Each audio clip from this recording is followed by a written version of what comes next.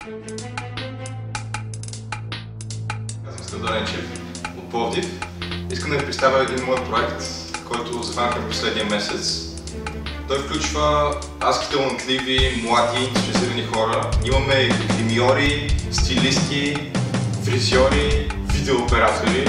Нашия проект като цяло е свързан с ангели и демони. Ще представя възможно най-артистично през моите очи какво би представлявал един ангел и един дявол от тяхната борба.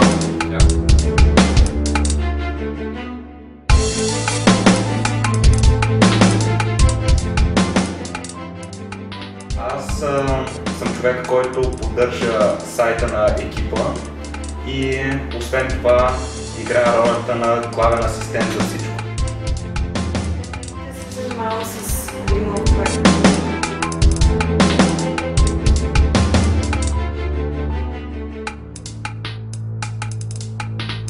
Аз съм Люб, така ми викат.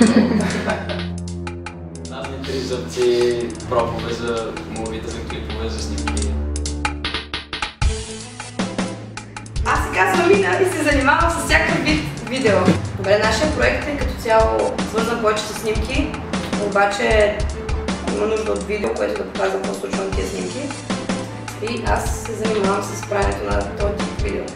На това какво случва докато снимаме, преди да снимаме и така нататък. Защото снимката си снимка, видеото е много динамично, показва повече неща, показва как работи екипа, какво случва и затова има нужда от видео. Това, което ме накара да стана част от екипа е, че такова нещо преди не е правено в България.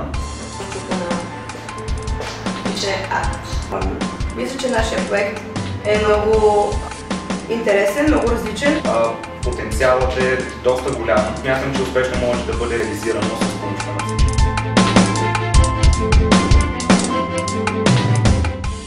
Факт, че има доста огън. Има ли огън, има имене.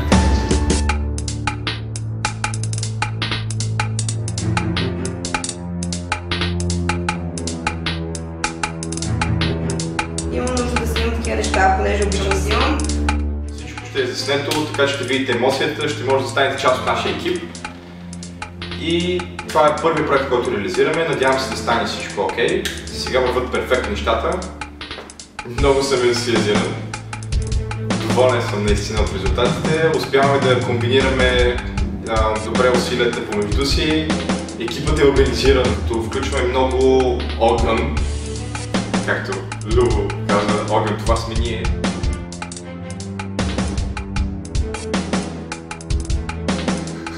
Много огън.